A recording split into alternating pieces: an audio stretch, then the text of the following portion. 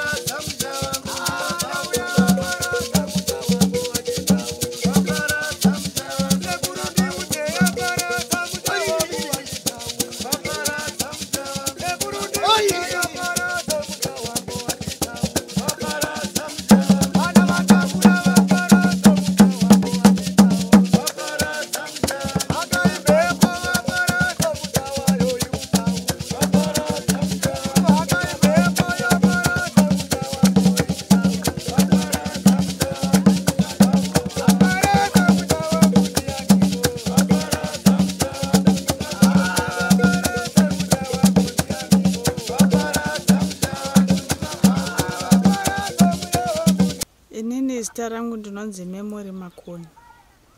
Ndo zita rangu rekuberekwa. Asi ndakarorwa kwaMutarwa naChausi Mutarwa. Dambudziko rangu inini nderekuti ndakarorwa kwaMnhewembwa kwaMurewa 2003. Saka inini dambudziko rangu ndakazogerwa musoro 2014. Saka ndagerwa musoro kudaro ndakatogerwa musoro ndine mwana wangu. Asi mwana vhudzi rake rakazobuda. Inini nanhasi vhudzi rangu hasati rabuda. Takambofamba kumaprofita kun'anga asi zvakaramba. Asi tine imwe n'anga kwatakamboenda vhudzi racho rakatoratidza kutobuda zve3 days. Asi kupera kwesvondo vhudzi riri yamanga musisina mumusoro. Saka kwese takatenderera tichimboenda kuHarare cheko kwatakaenda kwainzi kubudiriro kwababa Simangu hazvina kufamba, hazvina kuita. Ndobva tazoendazve kuna 11 Charter Road, takakusvika ikoko kwaCharles takawengwa. Hapana chakabuda zvese izvozvo. Saka zvadaro pandakagerwa ipapo, iko zvinezvi ndane dambudziko remaziso. Haanyatsi kuona zvakanaka. Haadi kupiswa nezuva, haadi chando, haadi kutonhorwa zvese izvozvo. Kana miri yangu chaiyo asingatonyatsi kuziva, anenge achitoti zviri right. Asi inini ndinenge ndichizvinzwa padambudziko rangu. Saka inini murume wangu akandiroora wandinaye nevana 5 atinawo. Pari zvino murume wangu akasungwa 2018. Asungwa kudara akapomerwa mhosva yerepi ndokwaari. Saka akapiwa 20 years. Saka dzakazodzikiswa iko nezvidzasara 12. Saka pari zvino ari kuchikurupi ndokwaari anozobuda 2030. Saka wana wandinawo dambudziko riripo, wana wacho havasi kana kutombochengeteka. Mukomana mukuru ane 20 years iko nezvo ari kujeri. Anga akuita zvekuputa madhiragi, ndozvaanga akuita. Saka kujeri kwaakazoenda aida kunditema nedemo, achindimhanyisa nedemo, ndichitiza pamwe chete newana vadiki. Saka pari zvino ndo mhosva yakaendera kujeri. Uye kwandiri kugara kwabhora, ndakazobva nenyaya yekuti kwamuriwa kwandaigara pakasungwa murume, hama dzemurume wangu dzadza kundishungurudza nekugara kwandakaita ikoko. Saka ndokubva wati mimi chiendai, chibva ipano mwachindiitira utsinyi. Ndokubva ndasimuka newana wangu pandaya nzvimbo inoyi yemabhora kuti ndikwanise kuchengeta mhuri tiri pamwe chete. Zvino wana ava vari kuita misikanzwa. Fanika iye yuyu wekuzosungwa wekuenda uyu zvadaro. Saka pane mumwe iko nezvo ane 10 years. Mwana yeye anoba zvekuti dhu, zvisikatomboiti. Zvaanoita hazvimboenderani nezera rake. Kwese kwandinofamba ndinongonzi mwana uyu, mhuri yenyu yese ichi chakaita kuti baba vasungwe ndo chimwe chete chakuteerana newana. Saka ndo dambudziko riripo. Iko zvinezvi pekugara chaipo ritori dambudziko pekugara. Nokuti munhu wese akungoti ndikadzingwa kwandinenge ndadzingwa kuvillage, ndobva ndanzi mai havafaniri kunge vachigara pano nokuti wana wane misikanzwa. Ndikatsvagawo pamwe mumwewo ndiye anoti aiwa pamba pangu pano handidi, ndotsvaga futi pamwe. Asi iko zvinezvi zvakutosanganisira masabhuku, kutoudzwa kunzi amai avakawo zvanyanya wana, mai havana dambudziko asi wana wavo hatichakwanisa. Inini handina kana kwekuti ndiende kumusha kwangu kuriko kwaRusape kwandakaberekwa. Asi mai vangu wachembera vakutogarawo kunoku, vakutochengetwa nemwe mukoma. Saka ndofunga kuti kana ndikaenda kwaRusape kwekwe kundogara, ko wana wese awa ndinovaisa kupi? Havadiwe kumusha kwandakaberekwa. Hama dzaiwana awa iko zvinezvi havachatomboda zvavo kana kutomboti nditaure kuti wana vari kuti zvakatokatanga vachidaira mune zvakanaka, vachitondipawo maadvice kuti taiso. Asi kubva pakasungwa murume wangu ipapo 2018 nanhasi handina kana sipo yavo kana shuga kana sauti kana chinowawa, handina kana chandinacho, handina rubetsero rwandinarwo.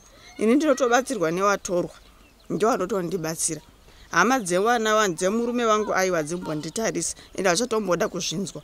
Kana kuvafonera chaiko havatombodaire mafoni, vanotosiya zvakadaro ngoti hameno zvake.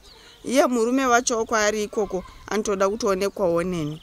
Vamwe vanomboendawo zvavo kundovaona, asi inini ndini ndakatomiririra pane zvese. Saka pari zviro chikunyanya kunetsa pekugara neiro dambudziko rewana iro riri pekugara nechikafu, ndo zviri kundishungurudza, zviri kundinetsa nekuti wana wacho wakawandisa, ndine wana 5. Saka tingati munyama wenyu wakatangira pakugerwa musoro. Ichokwadi. Tione vhesa yetenyu tione. Ndo zvawakasiyiwa waita? Ndo zvawakasiyiwa waita.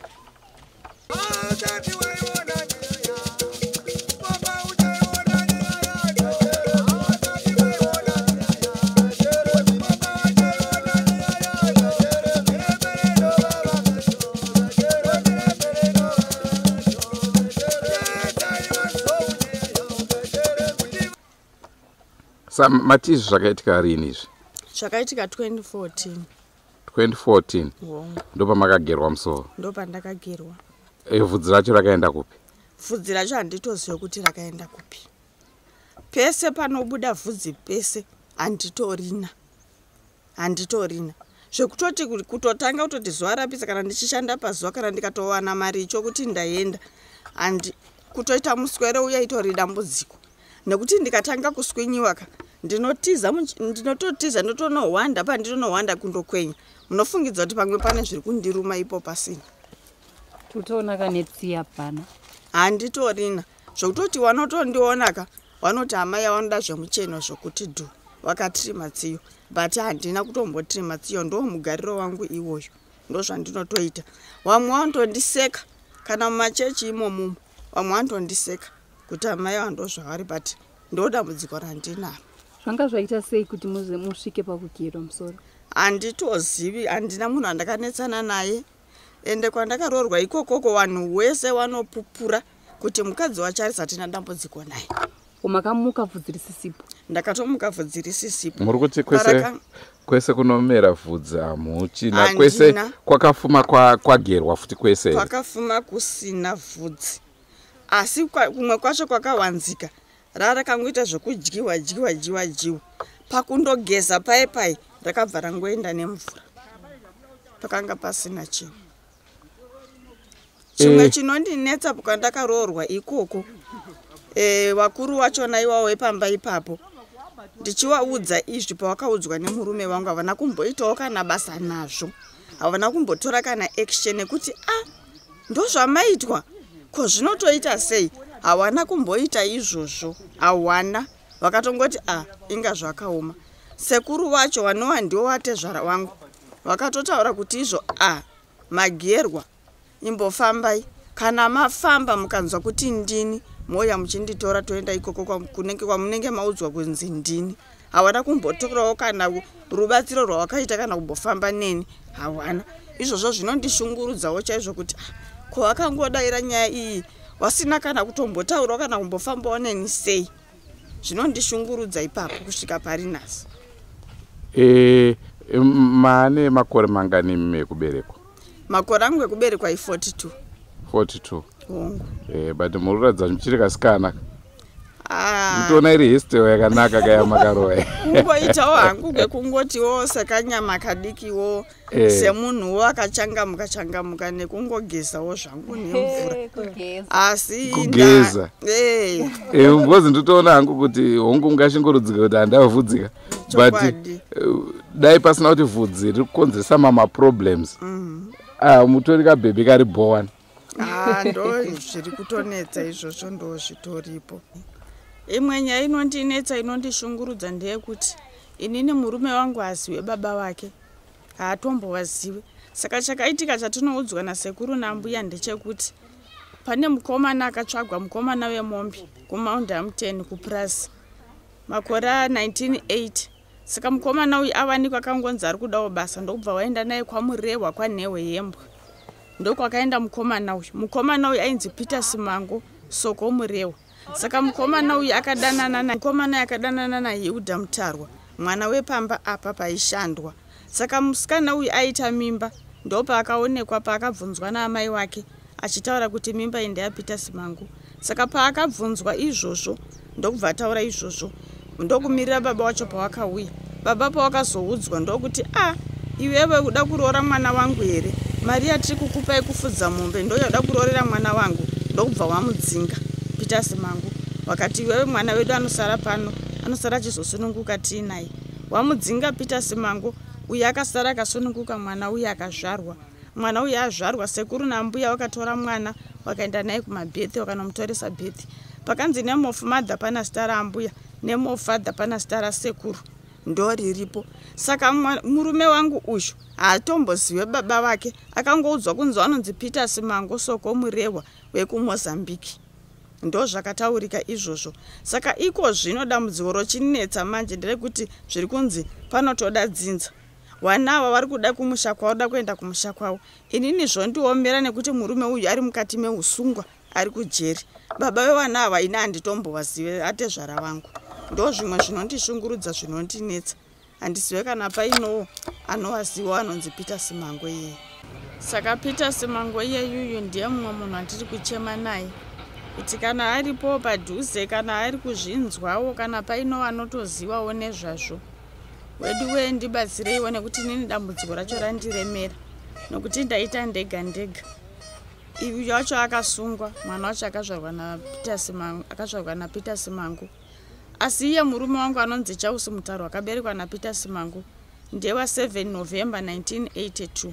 Saka iye Peter Simangu uyu muma 80s kusvika 80, 81, 82 ndo makore ari kutaura kunzi ndo paakanga ari kwanewe yembwa kwamurewa achigara ikoko. Saka taurai. Asi inini dambudziko rangu chaizvo ka ndiri kushungurudzika pekugara. Handina pekugara. Ndinongonzi svo ne1. Handina pakana pekugara kana anondibatsira kana hepi handina. Even hama dzangu chaidzo havachatombondifarira kana kufarira vana vangu havachatombondida ba. Handina kana kwekutomboenda ba. Asi vamwe vanonzwisisa vamwe havana kana vamwe vanonzwisisa vamwe havanzwisise. Saka dambudziko rangu iroro ndo riri kundishungurudza nekunditambudza. Saka tikuti dambudziko renyu mimi rakatanga pamakagerwa here kana kuti matambudziko agara anga aripo zvakazongowedzera? Matambudziko aya ari mamwewo zvawo aiwa agara anga ariko. Asi pautano hwangu inini nedambudziko rekutadza kuzoshandira mhuri dzangu zvakanyatsonaka ndo pazvakatangira pa2014 pakugerwa. Zviri zvevana izvi asi makazombofambawo here imimi nenhau yekugerwa ikutsvagawo henyu kuti chii chakaitika? Ichokwadi takafamba. Ichokwadi. Vamwe vanotaurawo zvavakataura kuti ndinhingi akazviita. Takatoudzwa nemazita azvo. Vamwe vakataura kuti izvo zvakadaiso muchamuona munhu achipupura pamwe chitopiwa nemazita. Ende kutaura ikoko pane mumwe munhu waina akatozvitaura. Asi chekuita hapana. Akatopupura ndakadai. Matauriro akaita ekuti akangotaura achiti kokugerwa musoro zvinoitika muzukuru. Zvinoitika zvokugerwa musoro izvi. Aiwa zvinoitika nyaya yekuti takatoinzwawo nevamwe vanhu vokuti wakagerwa musoro. Aiwa zvinoitika. Haingogara zvakadaro aiwa zvinhu zvinowanika. Asi munhu uyu atambobvira takambomuudza kana nenyaya iyoyo yatina kumbomutaurira. Akangotanga ngozvitaura ega. Saka takangoti sezvo tatazvombozviudzwa uko. Ndiye akanga ataurwa futi. Yekutanga ndiye akanga ataurwa mwechete iyeyo. Iko kumusha kwandakaroorwa ikoko kwanewe yembwa ndokune vanhu vakandiita izvi. Asi vanhu ava zvainzi zvoni havakudei mumusha umamudiwe. Ende mwana iyeyu uyu murume wenyu iyeyu wane benefit yavanowana kwaari. Saka imimi ndii munotomutadzisa nekuti mimi munoziva maprofita munoziva kufamba chaizvo. Saka imimi nyaya iripo ndeyekuti chiko chinja makatadza kupindirana nawo waida kukubai kuti wafambe nemi usiku wachikushandisa mabasa akaipa. Saka zviri kunzizvo zvakanzizvoni kuti mufambe usiku navo zvakatadza kukonektana. Saka zvakatadza ndosaka vari kukuita izvozvi izvi. Asi panyaya yevhudzi renyu wane rimwe benefit yavanowana zvimwe zvakaramba asi zvimwe zvakaita. Ende waida kukupengesai. Uyu paanozoti ina handigari nebenzi rega ndiende naye kumusha kwake andoonekwa ikoko andogara ikoko. Ndopa zvakabva zvaita sei handina kana kupenga kana kuita sei. Ndopa kangotangawo dambudziko iroro asi kupenga chekwana kurara pasi handina. Asi ndo maproblem handinawo iwayo.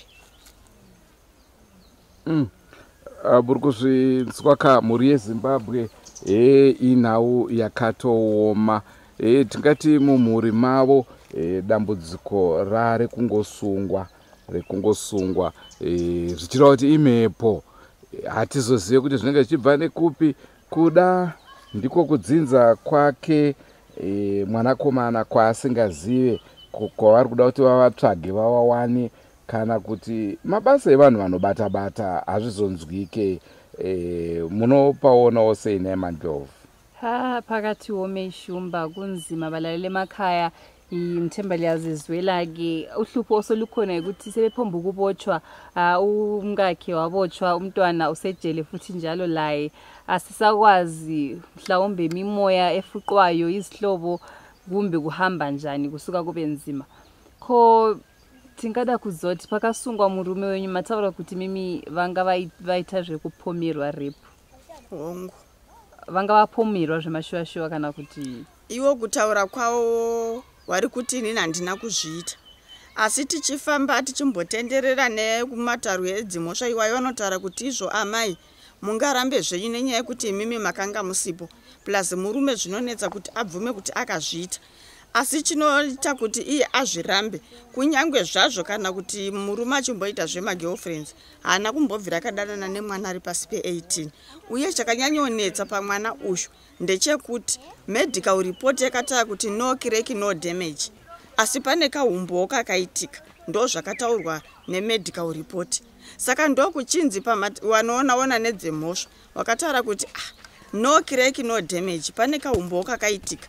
Saka kaumbowo aka kakarambwa nedare kuti mwana uyu akabatwa nemurume ane 36 years. Mwana uyu anofanira kunge akatambwa naye nemunhu ane 14, 15, 16 years kwete 36 years.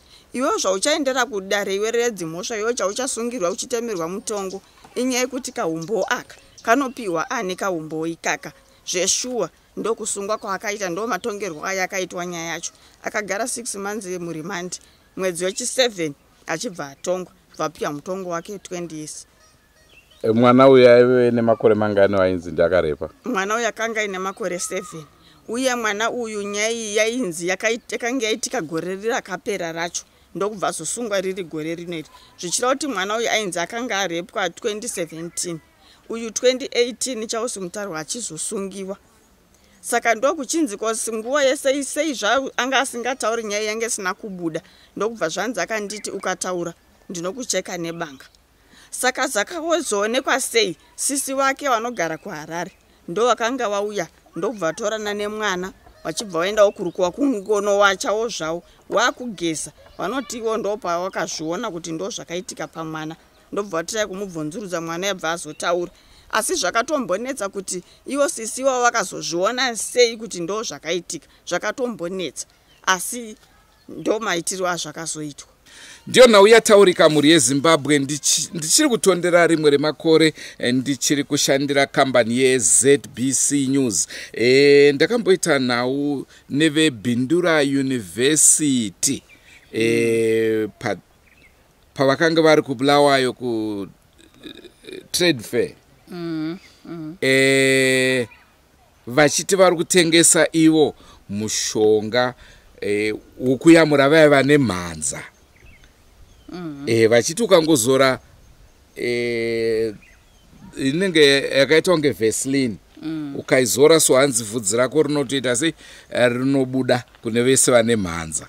Saka ndinovimbo yekuti mamava tichavanzwira kana zvichiita kana iri scientific reason tikanotaura navo kuda vanogona kubatsirwa kavhudzi iroro rikamera. Kwete kudaro handizive kana zviri zvechirungu rinotomera, asi kana zviri zvechivanhu shumba headline yangu mukuiona handina headline shumba ndazvitraya izvozvo zvikutonetsa. Handinamboenda nemi kuBindura University. Aiwa kuzoti zvabva 2014 kusvika nhasi. Vakamboenda kuBindura University here. Hatizozivi asingazi valalele makai ukuthi okukhulunywa ngoshumba likuthatha njani. Singazi mhlawumbe singakuzama kuyabe kuzanceda. Kodwa ke ngokubona kwami mbona ngani kulesintu esithize esayenziwayo, isintu esinzima kakhulu esingeke sizwisise ngoba nxa esithi kana bachithi phese panomera vhudza phana.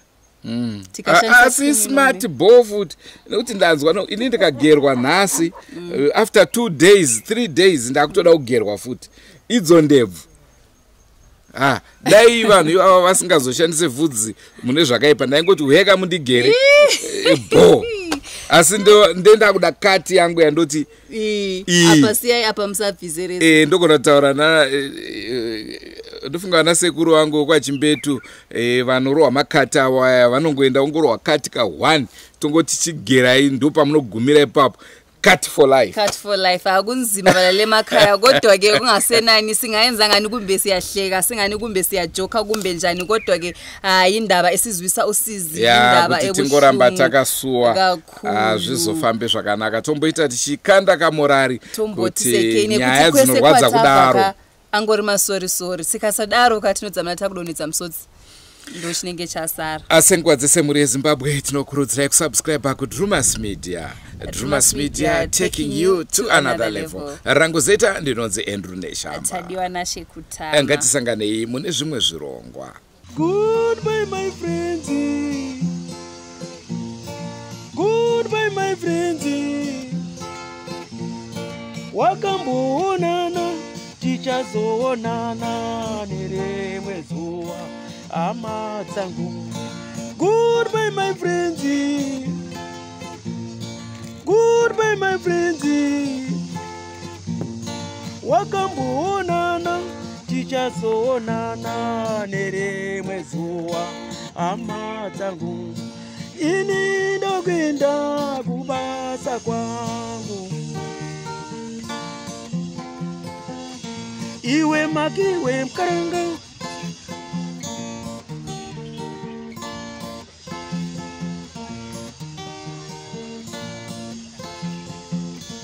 iwe makiwe mkaranga,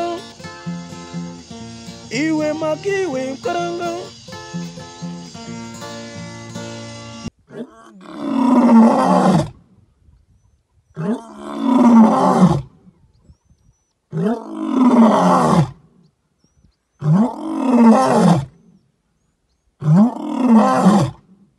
Ah!